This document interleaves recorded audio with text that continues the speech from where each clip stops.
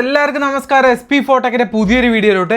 ഇന്നത്തെ വീഡിയോയിൽ നമ്മൾ എന്താ പറയാൻ പോകുന്നത് വെച്ചാൽ ഇന്നത്തെ മത്സരം നമ്മുടെ Chennai super Kings versus SRH നമ്മളെ മത്സരത്തിന്റെ പ്രിവ്യൂസും പ്രഡിക്ഷൻസും ആണ്. അതുപോലെ തന്നെ പ്ലെയേഴ്സിനെ പറ്റിയുള്ള ഒരുപാട് ടിപ്സും ട്രിക്സും നമ്മൾ ഈ ഒരു വീഡിയോയിൽ ഇൻക്ലൂഡ് ചെയ്യുന്നുണ്ട്. വീഡിയോ മസ്റ്റ് ആയിട്ട് തന്നെ മുഴുവനായിട്ട് തന്നെ കാണാൻ ശ്രമിക്കുക. ബാക്ക് ടു പ്രിവ്യൂലോട്ട് വരുന്നതിന് മുന്നേ എനിക്ക് കുറച്ച് കാര്യങ്ങൾ പറഞ്ഞു തരാനായിട്ടുണ്ട്. നമ്മുടെ കുബേര ഫാൻറ്റസിയും അതുപോലെ തന്നെ അങ്ങനെ കുറച്ച് ആപ്ലിക്കേഷൻസിനെ പറ്റിയൊക്കെ ഞാൻ പറഞ്ഞു തരും ഈ ഒരു വീഡിയോയിൽ. അതുപോലെ തന്നെ നമ്മുടെ ഗ്രൂപ്പിലാണ് ഈ ഫൈനൽ ടീംസും കാര്യങ്ങളൊക്കെ ഷെയർ ചെയ്യാറുള്ളത്. സോ തീർച്ചയായിട്ടും നമ്മുടെ ഗ്രൂപ്പിലോട്ട് മസ്റ്റ് ആയിട്ട് തന്നെ കയറി ജോയിൻ ചെയ്യാനായിട്ട് ശ്രമിക്കുക. അതുപോലെ തന്നെ പ്രിവ്യൂസിലോട്ട് വരുന്ന സമയത്ത് ഈ ഒരു മാച്ച് നടക്കുന്നത് മാച്ച് നമ്പർ 43 ആണ്. അതുപോലെ തന്നെ മത്സരം നടക്കുന്ന 25-ാം തീയതി കൃത്യം 7:30 നമ്മുടെ ചിദംബരം സ്റ്റേഡിയത്തിൽ, അതായത് ചെന്നൈ സൂപ്പർ കിങ്സിൻ്റെ ഹോം ഗ്രൗണ്ടിലാണ് ഈ ഒരു മാച്ച് നടക്കുന്നത്. സോ ഈ ഒരു മത്സരത്തെ പറ്റിയുള്ള മറ്റ് ഡീറ്റെയിൽസ് നോക്കുമ്പോൾ നമ്മുടെ പിച്ച് റിപ്പോർട്ട് നോക്കുന്ന സമയത്ത് ഈ ഒരു പിച്ച് എന്ന് പറഞ്ഞു കഴിഞ്ഞാൽ ബാറ്റിംഗ് ഫ്രണ്ട്ലി ആയിട്ടുള്ള ഒരു ഗ്രൗണ്ട് തന്നെയാണ്. അതുപോലെ തന്നെ സെക്കൻഡ് ഇന്നിങ്സ് സ്പിന്നേഴ്സിന് നല്ല രീതിയിൽ സപ്പോർട്ട് ആവുന്ന ഒരു ഗ്രൗണ്ട് കൂടിയാണ് ഈ ഒരു പിച്ച് എന്ന് പറഞ്ഞത്.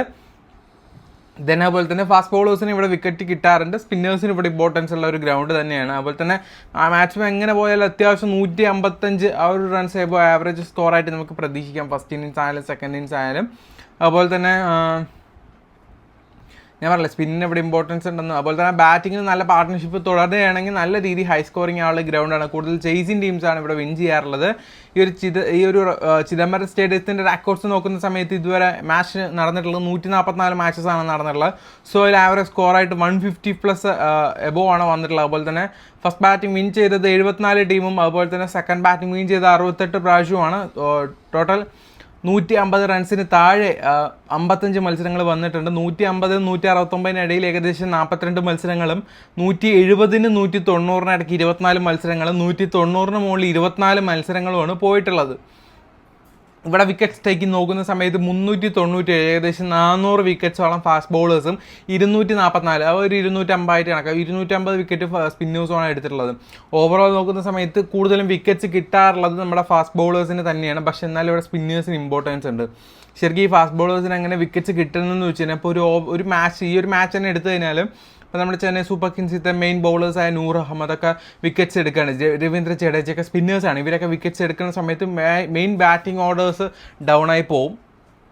സോ ഇനിഷ്യൽ സ്റ്റേജിൽ എറിയുന്ന ഫാസ്റ്റ് ബോളേഴ്സ്, അതായത് ഡെത്ത് ഓവേഴ്സ് എറിയുന്ന ഫാസ്റ്റ് ബോളേഴ്സിന് ബാറ്റിംഗ് സ്ട്രോങ് അല്ലാത്ത പ്ലേയേഴ്സ് വരുന്ന സമയത്ത് കൂടുതൽ വിക്കറ്റ്സ് കിട്ടും. സോ അങ്ങനെയാണ് കൂടുതലും ഇവിടെ ഫാസ്റ്റ് ബോളേഴ്സിന് ഇമ്പോർട്ടൻസ് ഉണ്ട്, സ്പിന്നേഴ്സിന് ഇമ്പോർട്ടൻസ് ഉണ്ടെന്ന് പറയുന്നത്. സോ അങ്ങനെയാണ് ഫാസ്റ്റ് ബോളേഴ്സിന് ഇവിടെ കൂടുതൽ വിക്കറ്റ് കിട്ടുന്നത്. പക്ഷേ എൻ്റെ ഒരു അഭിപ്രായം പറയുകയാണെങ്കിൽ തീർച്ചയായിട്ടും ഈക്വൽ ഇമ്പോർട്ടൻസ് കൊടുത്തിട്ട് ഒരു ടീം ക്രിയേറ്റ് ചെയ്യുന്നതായിരിക്കും ഏറ്റവും ബെറ്റർ ഓപ്ഷനായിട്ട് എനിക്ക് പറയാനുള്ളത്. അതുപോലെ തന്നെ ഇനി പറയാൻ പോകുന്നത് ഇരു ടീമുകളത്തെ പ്ലെയേഴ്സിൻ്റെ കീ പോയിന്റ്സ് കാര്യങ്ങളൊക്കെയാണ്, അവരുടെ H2H റെക്കോർഡ്സും കാര്യങ്ങളൊക്കെയാണ്. സോ അതിന് മുന്നേ എനിക്കൊരു ചെറിയൊരു കാര്യം പറയാനുണ്ട്. കുബേര ഫാൻറ്റസി എന്ന് പറഞ്ഞൊരു കിഡിലനായിട്ടുള്ള ഒരു ആപ്ലിക്കേഷൻ ഉണ്ട്. മസ്റ്റായിട്ട് ട്രൈ ചെയ്ത് നോക്കേണ്ട ഒരു ആപ്പ് തന്നെയാണ്. കാരണം എന്താണെന്ന് വെച്ചാൽ നിങ്ങൾക്കൊരു ടീം ഇടാതെ, വൈസ് ക്യാപ്റ്റൻ ഇടാതെ, ഒരു ക്യാപ്റ്റൻ ഇടാതെ ഒരു ഈസി ആയിട്ട് ക്യാഷ് ചെയ്യാൻ പറ്റുന്ന കിടിലൻ ഓപ്ഷനാണ് ഇവിടെയുള്ള ഈ ഒരു കുബേര ഫാൻറ്റസി ഡ്യുവോ എന്ന് പറയുന്ന ഓപ്ഷൻ. ഇതിലിപ്പോൾ ഒരു 5 പ്ലെയേഴ്സിനെ കാണാൻ പറ്റും. ഫിലിപ്സ് ആർട്ട്, വിരാട് കോഹ്ലി, റിയാൻ പരാഗ്, പട്ടിദാർ, അതുപോലെ തന്നെ ജയ്സ്വാൾ. ഇതിൽ ആരായിരിക്കും നന്നായി കളിക്കാൻ ചാൻസ് ഉള്ളത് നമ്മൾ ജസ്റ്റ് ഒന്ന് പ്രെഡിക്റ്റ് ചെയ്താൽ മതി. ഇപ്പോൾ നമ്മുടെ ഓപ്പോണൻറ്റ് ഫിലിപ്സ് ആൾട്ടാണ് നന്നായി കളിക്കാമെന്ന് പറഞ്ഞിരിക്കുന്നത്. അപ്പോൾ ഫിലിപ്സ് ആൾട്ടിനെക്കാട്ടിലും നിങ്ങൾക്ക് വിരാട് കോഹ്ലിയെ തോന്നുന്നത് വെച്ചാൽ നിങ്ങൾ വിരാട് കോഹ്ലിയായിട്ട് മുന്നോട്ട് പോയി കഴിഞ്ഞാൽ നമ്മുടെ ഓപ്പോസിറ്റ് ഫിലിപ്സ് ആൾട്ടായിരിക്കും.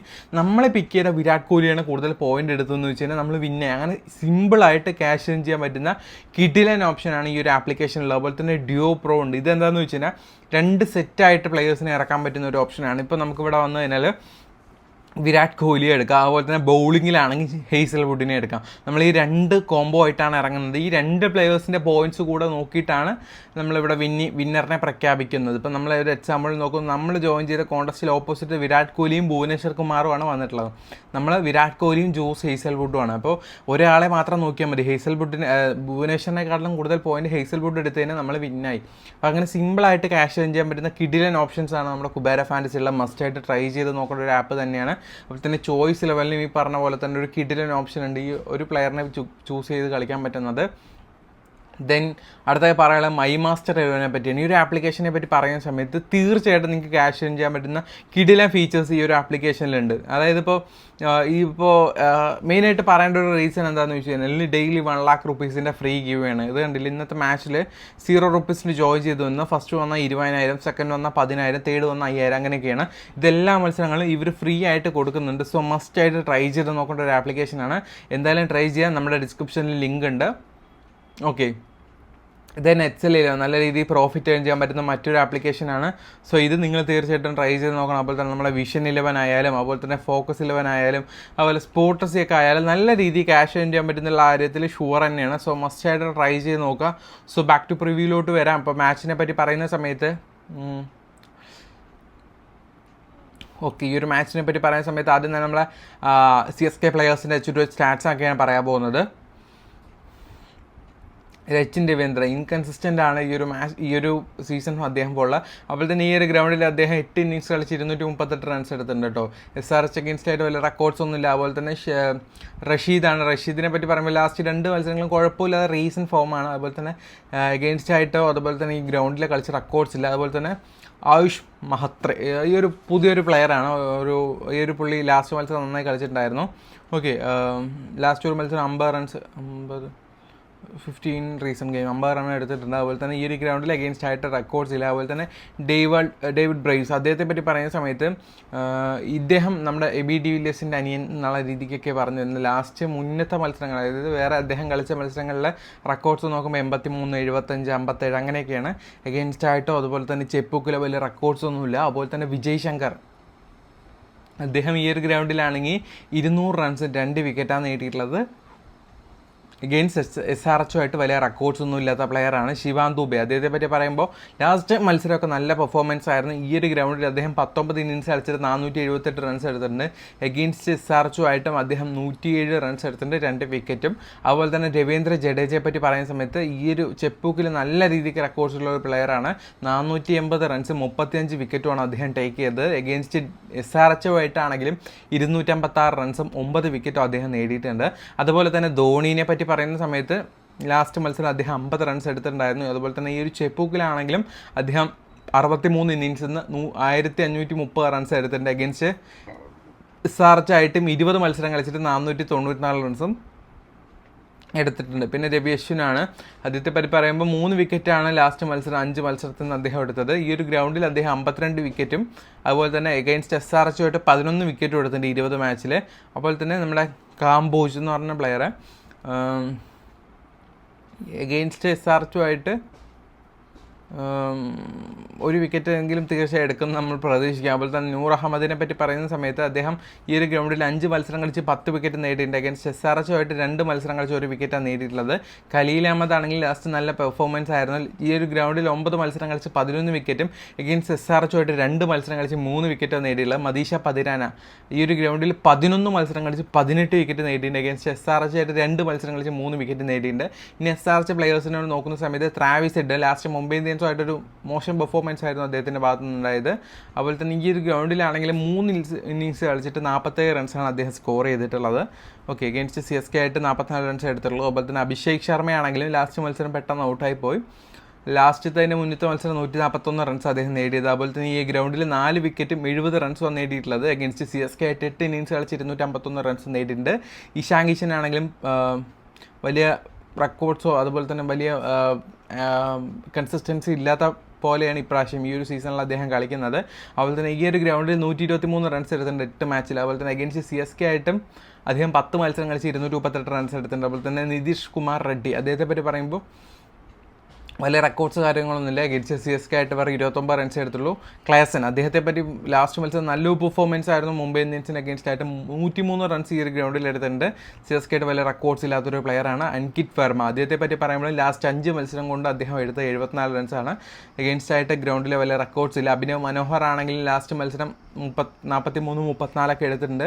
അതുപോലെ തന്നെ അഗെയിൻസ്റ്റ് CSK ആയിട്ട് ലിമിറ്റഡ് റെക്കോർഡ്സ് ആണ്, വെറും 12 റൺസ് എടുത്തുള്ളൂ. പാറ്റ് കുമിൻസ് ആണെങ്കിലും അദ്ദേഹം ലാസ്റ്റ് മത്സരം വിക്കറ്റ് എടുത്തില്ല. അതിന് മുന്നത്തെ മത്സരം നല്ല പെർഫോമൻസ് ആയിരുന്നു. ചെപ്പൂക്കിൽ 6 വിക്കറ്റ് അദ്ദേഹം നേടിയിട്ടുണ്ട്. അഗെയിൻസ്റ്റ് CSK ആയിട്ടും 5 മത്സരം നേടിയിട്ടുണ്ട്. ബാറ്റിംഗും കൂടെ ചെയ്യും. അതുപോലെ തന്നെ ഹർഷൽ പട്ടേൽ ആണെങ്കിലും ഈ ഒരു ഗ്രൗണ്ടിൽ 5 ഇന്നിങ്സ് കളിച്ചിട്ട് 11 വിക്കറ്റ് നേടിയിട്ടുണ്ട്. അതുപോലെ തന്നെ അഗെയിൻസ്റ്റ് CSK ആയിട്ട് 11 മത്സരം കളിച്ച് 17 വിക്കറ്റ് നേടിയിട്ടുണ്ട്. രാഹുൽ ചഹാർ ആണെങ്കിലും അദ്ദേഹത്തെ പറ്റി പറയുന്ന സമയത്ത് 13 മത്സരം കളിച്ച് 15 വിക്കറ്റ് അഗെയിൻസ്റ്റ് CSK ആയിട്ടും. അതുപോലെ തന്നെ ഈ ഒരു ഗ്രൗണ്ടിൽ 9 മത്സരം കളിച്ച് 14 വിക്കറ്റ് കൊടുത്തിട്ടുണ്ട്. ഇഷാൻ മല്ലിംഗ ഒരു മോഡറേറ്റ് പിക്കാണ്, 1 വിക്കറ്റ് എന്തായാലും ഈ ഒരു മാച്ച് എടുക്കും. ഉദൻകണ്ട് അദ്ദേഹത്തെ പറ്റി പറയുമ്പോഴും ഈ ഒരു ഗ്രൗണ്ടിൽ 2 വിക്കറ്റ് നേടിയുള്ളൂ. അഗെയിൻസ്റ്റ് CSK ആയിട്ട് 9 വിക്കറ്റ് നേടിയിട്ടുണ്ട് 13 ഇന്നിങ്സിൽ നിന്ന്. സേഷൻ അൻസാരി അദ്ദേഹമാണെങ്കിലും വലിയ റെക്കോർഡ്സ് ഒന്നുമില്ല. അതുപോലെ തന്നെ ഇതുവരെ നമ്മുടെ CSKയും SRHും നമ്മൾ 22 പ്രാവശ്യം ഏറ്റുമുട്ടിയിട്ടുണ്ട്. 16 പ്രാവശ്യം CSKയും 6 പ്രാവശ്യം SRHുമാണ് വിൻ ചെയ്തത്. അപ്പോൾ നമുക്ക് എന്തായാലും ഈ ഒരു മാച്ചിൻ്റെ ഒരു പ്രിവ്യൂ ടീം ക്രിയേറ്റ് ചെയ്യാം. സോ അതിനായിട്ട് നമ്മൾ കുബേര ഫാൻറ്റസിയാണ് യൂസ് ചെയ്യുന്നത്. ഇപ്പോൾ നമ്മുടെ Chennai super Kings versus Hyderabad നമ്മളെ മാച്ചിൻ്റെ ടീമാണ് നമ്മൾ ക്രിയേറ്റ് ചെയ്യാൻ പോകുന്നത്. ഫസ്റ്റ് ഓഫ് ഓൾ നമ്മൾ ക്ലേസിനെ നമ്മൾ എടുക്കുന്നുണ്ട്. അതുപോലെ തന്നെ നമ്മുടെ ബാറ്റിങ്ങിലോട്ട് വരുമ്പോൾ സമയത്ത് ട്രാവിസ് ഹെഡും അഭിഷേക് ശർമ്മയും തീർച്ചയായിട്ടും ടീമിലോട്ട് കൊണ്ടുവരിക. അതുപോലെ തന്നെ ഹർഷൽ പട്ടേലിനെ ഈ ഒരു മാച്ചിൽ തീർച്ചയായിട്ടും കൊണ്ടുവരാനായിട്ട് നിങ്ങൾ ശ്രമിക്കുക. അതുപോലെ തന്നെ നൂർ അഹമ്മദ് ആയാലും അതുപോലെ തന്നെ നമ്മുടെ രാഹുൽ ചഹാർ ഇറങ്ങാനുള്ള പോസിബിലിറ്റീസ് ഉണ്ട്. സോ അദ്ദേഹം ഇറങ്ങുകയാണെങ്കിൽ തീർച്ചയായിട്ടും ഹൈദരാബാദിൽ നിന്ന് അദ്ദേഹത്തെ നമുക്ക് കൊണ്ടുവരാം നമ്മുടെ ടീമിലോട്ട്. അതുപോലെ തന്നെ നമ്മുടെ രവീന്ദ്ര ജഡേജയിലോട്ടും നമ്മുടെ ടീമിലോട്ട് കൊണ്ടുവരാം. ഓക്കെ, പിന്നെ അതുപോലെ തന്നെ നിതീഷ് കുമാർ റെഡ്ഡി, ദെൻ ശിവാം ദുബെ, രച്ചിൻ രവീന്ദ്ര. ഇത്രയും നേരം നമ്മൾ എടുത്തിട്ടുണ്ട്. ഇനിയിപ്പോൾ നമുക്ക് ഒരാളെ കൂടെ, ഒരു ബൗളറിനെ കൂടെ എടുക്കാം. നമ്മുടെ ഖലീൽ അഹമ്മദിനെ നമ്മുടെ ടീമിലോട്ട് എടുക്കാം. അതുപോലെ തന്നെ പാറ്റ് കുമിൻസ് നമ്മൾ മിസ്സായി പോയതാണ്, പാറ്റ് കുമിൻസിനെ എടുക്കാം. ഓക്കെ, ഇപ്പോൾ ഏകദേശം SRH ഫുള്ള് ബോളിംഗ് സ്ട്രെങ്ത് പോലെ ആയിട്ടുണ്ട്. പക്ഷെ എന്നാലും ഓക്കെയാണ് ഈ ഒരു ടീം. ക്യാപ്റ്റൻ വൈസ് ക്യാപ്റ്റൻ കൊടുക്കാനായിട്ട് ബെസ്റ്റ് ആയിട്ടുള്ള ഒരു ഓപ്ഷൻ ആണെന്ന് വെച്ച് കഴിഞ്ഞാൽ ട്രാവിസ് ഹെഡ് നന്നായി പെർഫോം ചെയ്യുന്ന കാര്യത്തിൽ ഷുവർ തന്നെയാണ്. വൈസ് ക്യാപ്റ്റൻ നമുക്ക് ജഡേജയോ അതുപോലെ തന്നെ ഹർഷൽ പട്ടേലെ കൊടുക്കാം, ജഡേജയെ കൊടുക്കാം. കാരണം എന്താണെന്ന് വെച്ചാൽ 3-4 വിക്കറ്റ് പോയി കഴിഞ്ഞാൽ ജഡേജ വരും. എന്തായാലും 3-4 വിക്കറ്റ് പോകുന്നുള്ള കാര്യത്തിലും ഷുവർ തന്നെയാണ്. സോ നമ്മുടെ ടീം ജസ്റ്റ് ഒന്ന് നോക്കാം. നമ്മുടെ ക്ലേസൻ, അതുപോലെ തന്നെ രച്ചിൻ രവീന്ദ്ര, ട്രാവിസ് ഹെഡ്, ശിവാം ദുബെ, അതുപോലെ തന്നെ നിതീഷ് കുമാർ റെഡ്ഡി, രവീന്ദ്ര ജഡേജ, അതുപോലെ തന്നെ അഭിഷേക് ശർമ്മ, പാറ്റ് കുമിൻസ്, ഹർഷൽ പട്ടേൽ, രാഹുൽ ചഹാർ, അതുപോലെ തന്നെ നൂർ അഹമ്മദ്. ഇത്രയും പേരാണുള്ളത്. മെയിൻ സ്പിന്നേഴ്സായിട്ട് നമ്മൾ നൂർ അഹമ്മദും ചഹാറും ജഡേജയാണ് എടുത്തിട്ടുള്ളത്. 2 ഫാസ്റ്റ് ബൗളേഴ്സിനെ എടുത്തിട്ടുണ്ട്. കാരണം എന്തായാലും ഇനീഷ്യൽ സ്റ്റേജിൽ തീർച്ചയായിട്ടും വരും. അതുപോലെ തന്നെ നമുക്ക് ലൈനപ്പ് വന്നതിന് ശേഷം കുറച്ച് വെറൈറ്റി ആയിട്ട് തന്നെ കുറച്ച് ടീമിൽ ഒരുപാട് ഡിഫറൻസും കാര്യങ്ങളും നമ്മൾ വരുത്തും. സോ ഫ്രണ്ട്സ്, അപ്പോൾ ഇന്നത്തെ വീഡിയോ ഇത്രയുള്ള. വീഡിയോ ഇഷ്ടപ്പെട്ടതിനെ ലൈക്ക് ചെയ്യുക. അപ്പോൾ അടുത്ത വീഡിയോ കാണുന്നവർ എല്ലാവർക്കും ഗുഡ് ബൈ. എന്തെങ്കിലും ഡൗട്ട്സോ കാര്യങ്ങളെങ്കിൽ തീർച്ചയായിട്ടും കമൻറ്റായി രേഖപ്പെടുത്തുക കേട്ടോ.